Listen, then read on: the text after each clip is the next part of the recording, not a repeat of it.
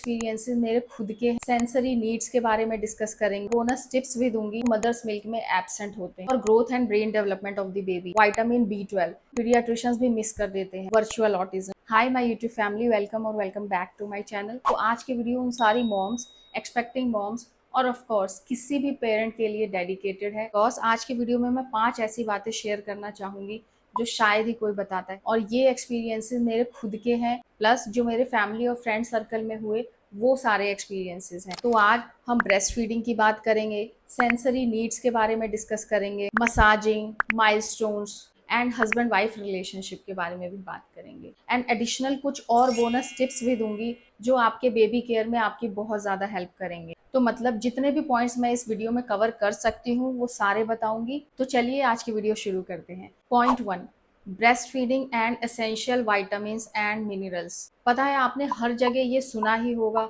या पढ़ा ही होगा कि mother's milk is the best for the child. Yes, I agree कि इम्यूनिटी और हाइड्रेशन प्रोवाइड करने में मदर्स मिल्क दी बेस्ट है, पर मेरे एक्सपीरियंस और रिसर्च ने मुझे ये भी बताया कि हमारे बेबी को और भी एसेंशियल वाइटामिन और मिनरल्स चाहिए होते हैं for growth and brain development of the baby, और वो मदर्स मिल्क में एब्सेंट होते हैं। जैसे कि विटामिन डी, ये दी मोस्ट इंपॉर्टेंट विटामिन है जो बेबी के लिए स्ट्रॉन्ग बोन्स और टीथ बनाने में मदद करता है, और प्लस कैल्शियम एब्जॉर्ब कराने में, एंड ये मदर्स मिल्क में नहीं होता।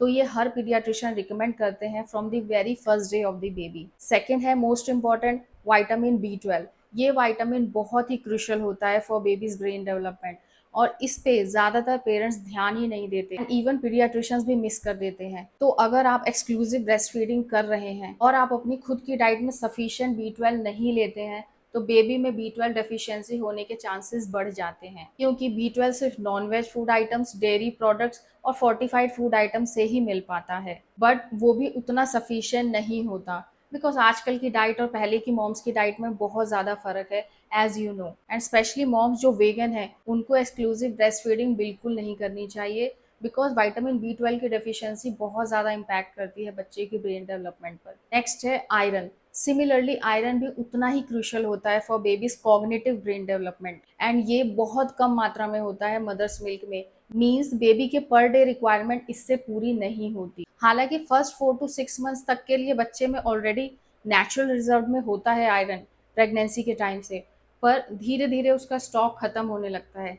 इसलिए 6 मंथ्स के बाद या तो डेली आयरन रिच फूड खिलाना है बच्चे को, या फिर as per consultation of paediatrician बच्चे को आयरन ड्रॉप्स देनी चाहिए आफ्टर 6 मंथ्स ऑफ एज। ऐसे ही और भी कई विटामिन और मिनरल्स हैं जो बच्चे को खाली मदर्स मिल्क से नहीं मिल पाते, इसलिए I suggest formula milk after 6 months to be mandatory, not the cow milk until 1 year of age. And yes, daily vitamin rich food या सेरेलेक, सो दैट कि बच्चे की ओवरऑल ग्रोथ अच्छे से हो। Next point is massaging and sensory needs. आजकल ज्यादातर paediatricians massaging को उतनी इंपॉर्टेंस नहीं देते, but as per my experience ये बहुत ही ज्यादा इंपॉर्टेंट है बेबी की ग्रोथ के लिए। लाइक फर्स्ट 6 मंथ्स तो बच्चे की डेली 3 to 4 टाइम्स मसाज होनी ही चाहिए, एंड आफ्टर दैट आप 2 टाइम्स डेली कर सकते हैं। बेबी मसाज अर्ली डेवलपमेंट के लिए बहुत ज़रूरी है, क्योंकि ये बेबी के नर्वस सिस्टम को रेगुलेट करता है, स्ट्रेस हार्मोन डिक्रीज करता है, और डीप और हेल्दी स्लीप में बहुत ज़्यादा हेल्प करता है। स्पेशली ये बेबी के साथ बॉन्ड बनाने का सबसे अच्छा टाइम पीरियड होता है। मसाज से बेबी की सेंसरी नीड्स में भी बहुत हेल्प होती है। जैसे ही हम बेबी को मसाज करते हैं तो उन्हें स्टिमुलेशन मिलता है, और वो स्टिमुलेशन उन्हें हेल्प करता है कि उनकी बॉडी अवेयर करवाने में, और कैसे वो अपने हाथ पैर मूव कर सकते हैं, इसमें भी बहुत हेल्प करता है मसाज। मसाज ऑयल उनकी सेंस ऑफ स्मेल को भी स्टिमुलेट करता है। मसाजिंग से बेबी की मसल टोन, कोऑर्डिनेशन इंप्रूव होती है, और उनकी बॉडी को फ्लेक्सिबिलिटी मिलती है। इससे बेबी को मोटर माइलस्टोन्स अचीव करने में बहुत ज़्यादा मदद मिलती है। थर्ड पॉइंट है स्क्रीन टाइम, वर्चुअल ऑटिज्म। आजकल ज़्यादातर पेरेंट्स बेबी के 6 मंथ्स होने के बाद से ही, और इवन उससे पहले भी, उन्हें टीवी दिखाना शुरू कर देते हैं, ये सोच के कि वो कुछ लर्न करेगा या उन्हें टाइम मिल जाएगा अपना काम कंप्लीट करने के लिए। बट इसके डिसएडवांटेजेस बहुत ज़्यादा हैं। हम जितना अर्ली स्क्रीन एक्सपोजर देते हैं बच्चे को, वो उतना ही इम्पैक्ट करता है उसके ब्रेन को, और जैसा कि हम जानते हैं कि फर्स्ट 2 ईयर्स में बेबी का ब्रेन बहुत तेजी से ग्रो करता है, इसलिए उसे स्क्रीन से दूर रखना बहुत ज़रूरी है। मीन्स कई बार स्क्रीन टाइम इतना इम्पैक्ट करता है बेबी के ब्रेन को कि वो कैसे इस दुनिया को देखेगा। मीन्स कई बच्चे स्क्रीन टाइम का शिकार हुए हैं, लाइक उन्हें लगता है कि वही उनकी दुनिया है और वो रियल वर्ल्ड से इंटरेक्ट करना बंद कर देते हैं, जैसे कि poor eye contact with the people, speech delay आने के चांसेस बढ़ जाते हैं, बिकॉज टीवी में टू वे कम्युनिकेशन नहीं होता है, ओनली वन वे होता है। तो अगर बच्चे ने वही सीख लिया तो वो आपके क्वेश्चन समझना बंद कर सकता है और आंसर तो बिल्कुल नहीं देगा। और इसे एक टर्म भी दिया गया है, वर्चुअल ऑटिज्म। जितना अर्ली और कॉन्टिन्यूअस स्क्रीन एक्सपोजर देते हैं बच्चे को, उतना ही ज्यादा इम्पैक्ट होता है। मैं ये नहीं कह रही कि हर बच्चा इससे इम्पैक्ट हो सकता है, but I am saying in the sense कि precaution is better than cure. इसीलिए फर्स्ट 2 इयर्स तक बच्चे को जितना इन्वायरमेंट स्टिमुलेशन, सोशल स्टिमुलेशन दे सकते हैं विदाउट स्क्रीन टाइम, हमें उसे देना चाहिए। हाँ, after 2 years of age screen can be allowed, but वो भी पूरे दिन में सिर्फ 2 आवर, कभी आधा घंटा दिखा दिया, कभी 1 घंटा दिखा दिया, लाइक वैसे। नेक्स्ट पॉइंट इज, हर बच्चा अलग होता है, there should be no comparison. पता है, जैसे ही हमारा बेबी आता है इस दुनिया में, हम उसे बाय डिफॉल्ट एक कंपैरिजन टैब में डाल देते हैं। लाइक उसके बच्चे ने तो जल्दी बोलना सीख लिया, बट हमारा बच्चा तो अभी तक नहीं बोल रहा। एक्चुअली हर बच्चे की ग्रोथ और माइलस्टोन्स अचीव करने का टाइम अलग होता है। कभी कोई बच्चा जल्दी चलना सीखता है, कभी कोई लेट, या कभी किसी बच्चे के 7 मंथ्स में दांत आ जाते हैं और किसी बच्चे के 1 साल तक भी नहीं आते। हमें ये सब कंपैरिजन करके स्ट्रेस नहीं लेना चाहिए, क्योंकि आपका स्ट्रेस और आपकी एंजाइटी इनडायरेक्टली बच्चे को काफी इफेक्ट करती है।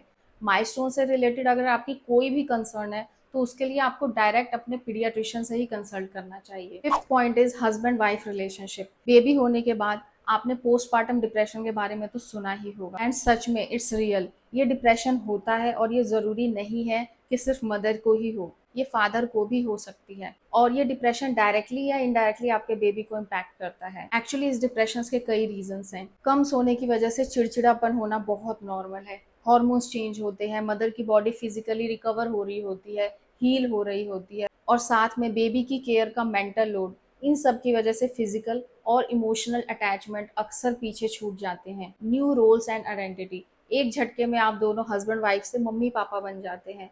दिन रात बस बेबी के डाइपर्स, फीडिंग या स्लीप शेड्यूल की बातें होती हैं। अपने लिए वक्त नहीं मिलता, जो कि स्ट्रेस दे देता है कभी कभी। घर के काम का बंटवारा, सबसे ज्यादा लड़ाई तो इस बात पर हो सकती है कि कौन कितना काम कर रहा है, बिकॉज कभी कभी एक पार्टनर को लगता है कि सारे काम वही कर रहा है, इसलिए भी स्ट्रेस और डिप्रेशन होने लगता है। बट हम इस डिप्रेशन को अवॉइड भी कर सकते हैं, जैसे कि अप्रिसिएशन करना, लाइक एक दूसरे को छोटी बातों के लिए थैंक यू बोलो। थैंक यू यार, तुमने रात को बेबी को संभाला और मुझे सोने दिया। इससे फायदा ये होगा कि दोनों को लगेगा कि उनकी मेहनत की इज्जत हो रही है। आप माइक्रो डेट्स प्लान कर सकते हो, मतलब जब बेबी सो रहा हो तो फोन साइड में रखकर 10 मिनट के लिए ही सही एक साथ बैठो, कोई गाना सुन सकते हो, एंड अपार्ट फ्रॉम बेबी अपने बारे में बात करो, लाइक अपने म्यूचुअल गोल्स, कुछ हंसी मजाक की बातें। ये सब आपके उस डिप्रेशन को हील करने में काफी हेल्प करेगा और आप दोनों के कनेक्शन को भी स्ट्रॉन्ग बनाएगा। हेल्प मांगने में हिचकिचाना नहीं, फैमिली मेंबर्स, दोस्त या किसी नैनी की हेल्प जरूर लें। इससे क्या होगा, अगर कोई 2 घंटे के लिए भी आपके बेबी को संभाल ले तो आप दोनों को नींद कंप्लीट करने का या साथ वक्त बिताने का मौका मिल जाएगा। तो चलिए, 5 पॉइंट्स तो मैंने डिस्कस कर लिए, बट जैसा कि मैंने कहा था कि मैं कुछ एडिशनल टिप्स भी बताऊंगी जो आपके बेबी केयर में आपकी बहुत ज्यादा हेल्प करेंगे। First tip is 2 to 3 hours diaper change. आप हर 2 से 3 घंटे में अपने बेबी का डाइपर जरूर चेंज करें। हाँ, ये डाइपर एड में लिखा होता है 4 to 12 आवर्स तक डाइपर रह सकता है, बट उसमें रैशेज होने के चांसेस बढ़ जाते हैं। हमारे पीडियाट्रिशियन ने हमें बोला था कि एवरी 2 to 3 आवर्स आप डाइपर चेंज जरूर कर दें, क्योंकि इससे रैशेज होने के चांसेस बहुत कम हो जाते हैं। सेकंड, हींग रोल ऑन। हमारे बेबी को जब भी गैस होती थी तो हम हींग रोल ऑन यूज करते थे, लाइक ममा अर्थ, मदर स्पर्श का आता है, आप वो भी यूज कर सकते हैं, उससे काफी रिलीफ होता है गैस में बच्चों को। थर्ड टिप इज, जितनी सारी बातें कर सकते हैं आप अपने बच्चे के साथ, उसके साथ उतनी सारी बातें करिए, कहानियां सुनाइए, अपने बारे में बताइए, हंसी मजाक सब कुछ उस बच्चे के साथ करिए। उस चीज से बच्चे की ब्रेन डेवलपमेंट बहुत फास्ट होती है। Fourth is environment exploration. आप जितना बेबी को बाहर घुमा सकते हैं, डिफरेंट डिफरेंट प्लेसेस एक्सप्लोर करवा सकते हैं, डिफरेंट लोगों से मिलवा सकते हैं, उतना मिलवाइए। ये सब उसके ब्रेन डेवलपमेंट के लिए बहुत ज़्यादा ज़रूरी होता है। Fifth point is social engagement. जैसा कि मैंने बताया, उसे डिफरेंट लोगों से मिलवाइए, वो डिफरेंट लोगों को देखेगा, उन्हें पहचानने की कोशिश करेगा, फिर वो आप में और डिफरेंट लोगों में डिफरेंशिएट करना सीखेगा। इसलिए सोशली अवेयर कराना बहुत ज़रूरी है बच्चे को। And the last tip is, घर गंदा रह सकता है बट बच्चे को पूरी प्रेजेंस के साथ पालिए। मेरा मतलब है कहने का, पहले के 3-4 साल तक तो घर कभी-कभी फैला इतना दिखता है कि आपके पास टाइम ही नहीं होता उसे समेटने का। बट एक जगह मैंने पढ़ा था कि जिसके घर में एक बच्चा है ना, और अगर उसका घर बहुत ज़्यादा साफ-सुथरा है, बेडशीट्स जमी हुई हैं, सारी चीज़ें सही तरीके से रखी हुई हैं, तो मुबारक हो, आपने उस बच्चे का बचपन छीन लिया है। यानी कि आप उस बच्चे को छोड़ दो, आप उस बच्चे को खेलने दो, उसे जो भी एक्सप्लोर करना है उसे करने दो। नाउ आई होप कि इन सारे पॉइंट्स में से कोई ना कोई पॉइंट आपको ज़रूर हेल्प करे। और हाँ, अगर इस वीडियो की पार्ट 2 चाहिए तो प्लीज़ कमेंट बॉक्स में ज़रूर बताना। मेरे पास और भी पॉइंट्स हैं जो शायद मैं अगली वीडियो में डिस्कस कर सकती हूँ। तब तक के लिए राधे राधे।